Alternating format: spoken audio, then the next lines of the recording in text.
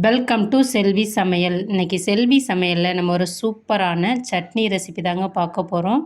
செம்மையாக இருக்கும், சூப்பராக இருக்கும். இதில் நீங்கள் ஜூஸ் குடிச்சிருப்பீங்க, பொரியல் சாப்பிட்ருப்பீங்க, சாம்பாரில் சாப்பிட்ருப்பீங்க. ஆனால் இந்த மாதிரி சட்னி செஞ்சு நீங்கள் சாப்பிட்டீங்கன்னா 2 இட்லி தோசை சாப்பிட்றவங்க கூட 4 இட்லி தோசை எக்ஸ்ட்ரா சாப்பிடுவாங்க. அந்த அளவுக்கு சுவையாக இருக்கக்கூடிய சட்னி ரெசிபி தாங்க பார்க்க போகிறோம். கேரட் சட்னி. இதுக்கு ஒரு வெங்காயம், ஒரு தக்காளி, பொடியாக நறுக்கின பூண்டு 5 பல், பொடியாக நறுக்கின இஞ்சி 1 டேபிள் ஸ்பூன் அளவுக்கு, கேரட் வந்து நல்லா தாராளமாக எடுத்துக்கோங்க. 1 கப் அளவுக்கு எடுத்துக்கோங்க. கருவேப்பிலை இலைகள் தாராளமாக ஆட் பண்ணிக்கலாங்க.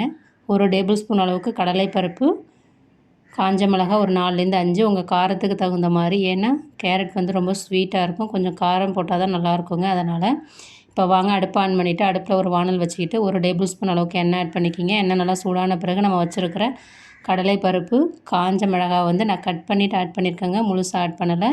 கருவேப்பிலை இலைகளும் ஆட் பண்ணிக்கிறேன். ஏன்னா நம்ம மிக்சியில் அரைக்கிறப்ப காஞ்ச மிளகாய் பெருசாக இருந்தால் ஒரு சில பேர் வீட்டில் இருக்கிற மிக்ஸி அரைப்படாது. அதனால் வந்து நான் இந்த மாதிரி கட் பண்ணிவிட்டு லைட்டாக ஒரு 30 செகண்ட் மட்டும் வறுத்துக்கிறேங்க. இப்போ வறுப்பட்ட பிறகு பொடியாக நறுக்கின இஞ்சி ஆட் பண்ணிக்கலாம். பொடியாக நறுக்கின பூண்டு பற்களை ஆட் பண்ணிவிட்டு இது ஒரு 1 நிமிஷம் அளவுக்கு வதக்கிக்கலாங்க. ரொம்ப வதங்கணும்னு அவசியம் இல்லை.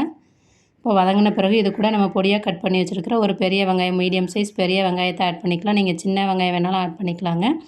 அது உங்களுடைய விருப்பங்க. இப்போ பாருங்கள், வெங்காயம் நல்லா வதங்கிடுச்சு. வதங்கின பிறகு இதில் நம்ம கட் பண்ணி வச்சுருக்க தக்காளியை வந்து ஆட் பண்ணிக்கலாங்க. தக்காளி உங்களுக்கு சேர்க்க விருப்பம் இல்லைன்னா நீங்கள் ஒரு சின்ன சைஸ் நெல்லிக்காய் சைஸ் அளவுக்கு புளி ஆட் பண்ணிக்கலாங்க. தக்காளியை ஸ்கிப் பண்ணிடலாம் தேவையில்லைன்னா. புளிப்புக்காக தான் தக்காளி ஆட் பண்ணுறோங்க. இப்போ தக்காளி ஆட் பண்ணியாச்சு. இது கூட கொஞ்சம் சட்னியில் நல்லா கலர் வரதுக்காக கொஞ்சமாக மஞ்சள்தூள் ஆட் பண்ணிக்கலாங்க.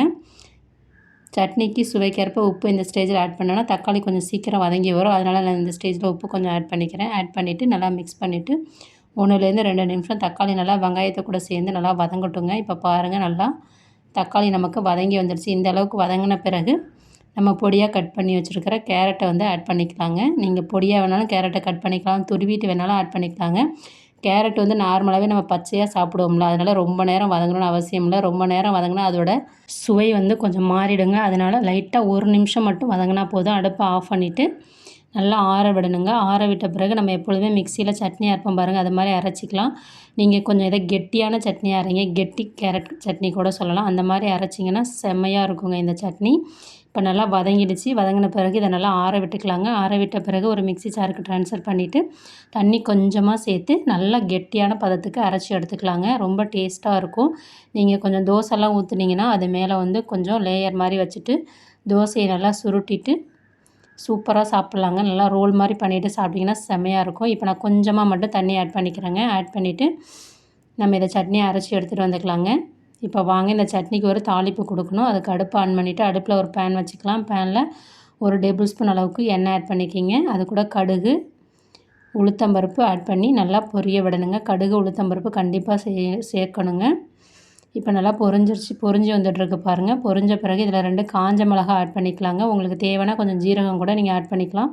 பெருங்காயத்தூள் வேணாலும் ஆட் பண்ணலாம். நான் ஜீரகம், பெருங்காயத்தூள்லாம் ஆட் பண்ணலைங்க. 2 காஞ்ச மிளகாய் மட்டும் ஆட் பண்ணிவிட்டு கருவேப்பிலை இலைகள் கொஞ்சம் ஆட் பண்ணிவிட்டு இப்போ நமக்கு தாளிப்பு வந்து ரெடி ஆகிடுச்சிங்க. அடுப்பை ஆஃப் பண்ணிடலாம். எல்லாமே நல்லா பொரிஞ்சிட்டு கலர் நல்லா மாறிடுச்சு பாருங்கள், தெரியுது.